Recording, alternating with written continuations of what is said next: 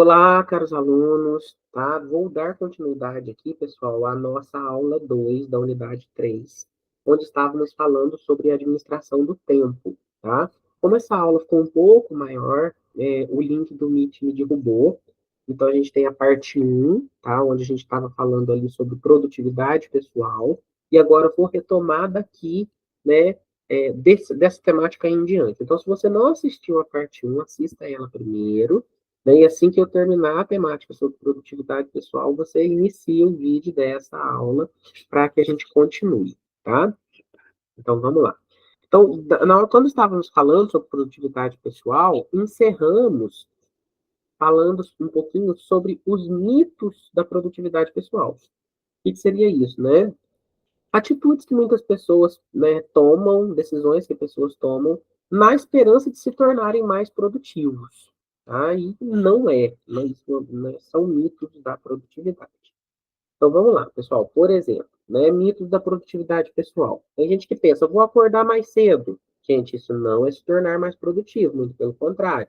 Se tornar produtivo é fazer as suas tarefas em menos tempo.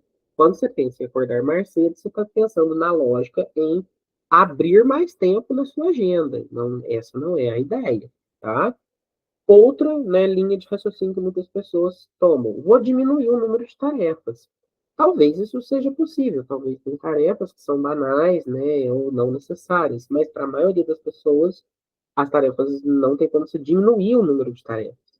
E isso também não está ligado à produtividade. Então, produtividade é fazer mais com menos. No nosso caso, mais tarefas com menos tempo. Então, também seria um mito. E outro, né, mito seria raciocinar, vou trabalhar mais, porque assim eu ganho mais dinheiro, ganhando mais dinheiro, eu posso pagar alguém para executar algumas tarefas para mim. Tudo bem, né? Claro, isso é possível, mas você só vai estar transferindo a responsabilidade da tarefa de você para alguém que você esteja pagando. Porque você, né, para pagar, estará trabalhando mais. Então, isso também não é se tornar mais produtivo, tá? Então, esses são os mitos clássicos da produtividade pessoal. E aí falava, pessoal, que para que a gente atinja a produtividade pessoal, a gente precisa ter planejamento. Então, trouxe aqui para ilustrar o que a gente chama de etapas, né, do planejamento. Então, temos, né, a primeira etapa, que seria a definição do objetivo de cada tarefa. Então, imagina, eu vou dar um exemplo aqui de você se organizando ao longo de uma semana. Então, você sabe que você tem X tarefas para cumprir, é importante você revisar essas tarefas e você pensar no objetivo de cada uma. Uma vez, né, pensando no objetivo de cada uma, você vai conseguir ter uma dimensão de quanto tempo cada tarefa dura, do que é prioridade, de qual tarefa que você tem que fazer primeiro, enfim, né? Isso já vai te dar uma clareza maior. Se você realmente precisa fazer essa tarefa, né, naquele momento. E aí, uma vez definidos os objetivos, você vai para as suas ações de pensar o que eu preciso deixar pronto para começar a executar essa tarefa. Então, por exemplo, é uma coisa que vai me despender de recurso financeiro, eu preciso adquirir alguma coisa para começar a fazer essa tarefa. Então, quanto que eu vou gastar? Eu tenho esse dinheiro, eu vou ter no dia que eu estou planejando, enfim. Né? Que dia que eu vou realizar? Qual que é o melhor dia da semana para fazer isso? Qual que é o melhor horário? Dá para jogar para o final de semana? Né? Eu tenho tempo disponível no final de semana? Enfim, né? Em que lugar eu vou fazer? É no meu trabalho, é na minha casa, é uma tarefa de estudo, é um curso que eu faço, né? Enfim, de que forma eu vou fazer? Dá para ser virtual? Depende só de mim? Preciso de uma outra pessoa? Preciso mobilizar alguém para que eu consiga estar dedicado a essa tarefa? Enfim, você vai pensar nas circunstâncias para que na hora que chegue o dia, então eu planejei a tarefa X para terça-feira à noite. Então, chegou a terça-feira à noite, dia do planejado, tudo que eu preciso para executar está à disposição. Né? Porque se eu não tiver parado para pensar nisso, possivelmente talvez eu não consiga concluir aquela tarefa dentro do meu planejamento. E aí vai tudo por água abaixo. Tá? Outra etapa seria definição das prioridades. Então, eu tenho X tarefas ao longo da semana. Qual é a primeira? Né? O que precisa vir primeiro? O que tem que acontecer dentro da semana, independente do dia? O que dá para jogar para a próxima semana, caso eu esteja muito ocupado? Isso é definição de prioridades. Quarta, né, etapa, e não menos importante, encaixar as minhas tarefas rotineiras dentro do que eu tenho de tarefa a cumprir, seja tarefa pessoal ou de trabalho. Tem gente que normalmente faz o contrário, coloca o que tem de rotina e encaixa as tarefas. Isso não é recomendado. O que é rotineiro, pessoal, já é de todo dia mesmo, eu não consigo me livrar disso. Então, eu planejo o que não é de todo dia e encaixo suas atividades rotineiras. Eu acho que o melhor exemplo para dar de atividades rotineiras são os casos aqui dos serviços domésticos, das coisas que a gente faz em casa, né? Então, por exemplo, colocar o lixo para fora, né? Arrumar a cama, lavar a louça, né? Enfim, eu descrevo o que eu tenho de tarefa no dia e encaixo essas atividades ali, tá? Da forma que for possível. E quinta, não menos importante, é pensar se por acaso eu estiver muito atarefado, não estiver conseguindo encaixar a quantidade de coisas que eu tenho para fazer, tentar eliminar alguma coisa, ou então ver se há algo que eu possa delegar, pedir para alguém fazer para mim. Tá? Às vezes eu moro com pessoas na minha casa, eu tenho filho numa idade hábil de fazer uma tarefa específica, eu sou casado, tenho um parceiro ou uma parceira, enfim, e essa pessoa pode colaborar comigo fazendo alguma coisa, né? Ou um colega de trabalho que pode assumir uma responsabilidade de parte de uma tarefa que eu tenho. Isso tudo já alivia bastante. Mas eu só vou conseguir ter esse panorama se eu dedico ao planejamento.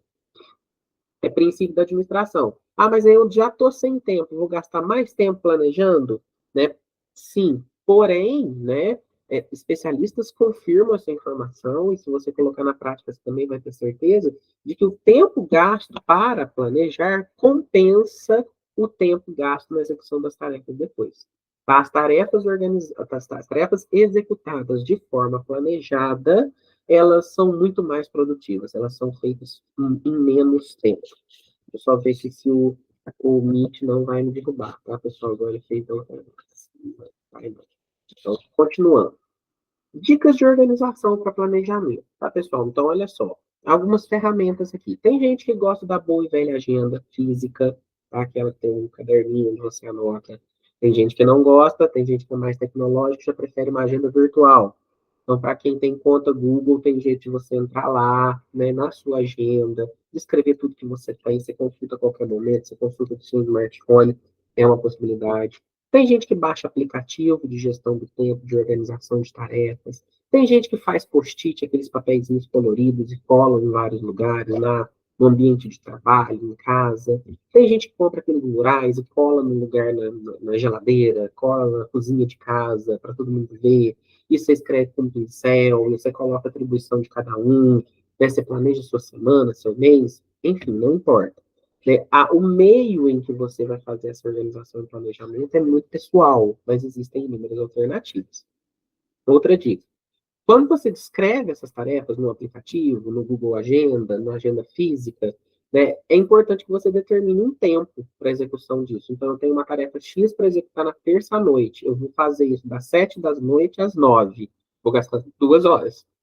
Então, determine um tempo. É mesmo para você organizar as outras tarefas e para que você realmente faça dentro daquele tempo. Tá? Cuidado para não superestimar o tempo dessas tarefas, né? Nem subestimar nenhuma coisa nem outra. Né? Achar que ela vai gastar tempo demais, sendo que na verdade ela é muito breve, e vice-versa. Tá? Outro ponto importante, conferir regularmente a agenda. Ó, vou me assumir aqui, isso é uma falha minha. Né? Eu tenho o hábito de anotar em agenda, eu gosto de agenda, tá? Tanto da física quanto da virtual. Mas eu esqueço de depois, ao longo da semana, conferir o que eu registrei no meu planejamento. Aí não adianta nada. Por diversas vezes eu já me peguei na sexta-feira olhando meu planejamento semanal, vendo que eu deixei um monte de tarefa para trás, porque simplesmente eu não recorri a essa agenda novamente. Então, se possível, diariamente, volta na agenda, vê o que você fez, vê o que ficou para trás, e aí você consegue se reorganizar diante do planejamento que você fez, tá? Cuidado com esse tempo emocional, eu gosto desse termo, mas é um tempo que a gente gasta, na maior parte das vezes, reclamando. Então, a gente está revoltado, a gente está cheio de coisa, né? E a gente fica remoendo isso. Gente, isso é tempo gasto. Toda hora a gente está ali reclamando. Não, não que essa reclamação muitas vezes não tenha fundamento, não é isso. Mas o tempo que você gasta reclamando, queixando, né, esbravejando, indignado, contando para alguém sobre alguma coisa, sobre a sua falta de tempo, sobre como a sua vida é difícil, isso é um tempo emocional que você está gastando. Então, temos que ter cuidado com isso, tá? E organização para manter o seu ambiente limpo, né? O seu ambiente de trabalho, de estudo, né?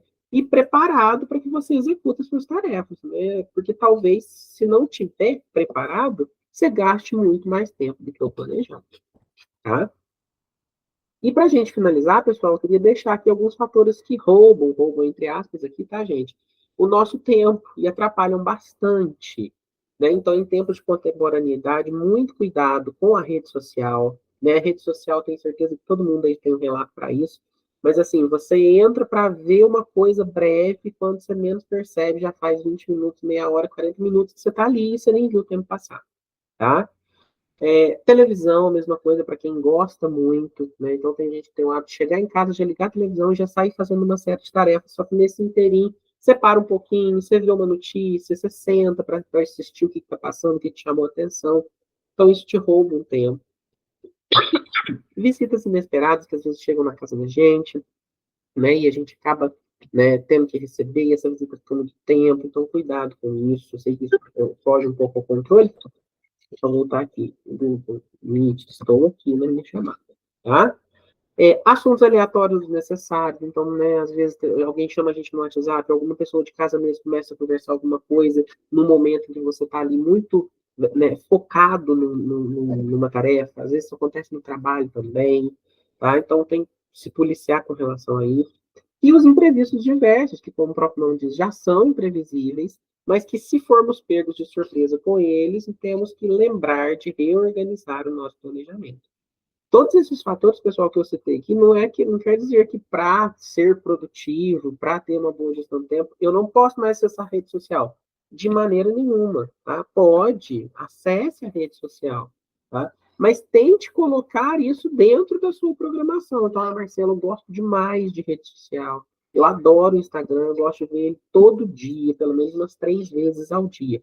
Ótimo. Então, põe isso na sua agenda, né? E se dedica a esse tempo. Então, eu vou ver 3 vezes no Instagram durante 15, 20 minutinhos. Então, você vai ter o tempo para aquilo. Possivelmente, se você ficar livremente acessando a rede social, você vai gastar muito mais tempo do que isso. Isso vale para todos os outros fatores que eu mencionei aqui, que roubam o nosso tempo e que a gente precisa estar atento a isso. Tá bom?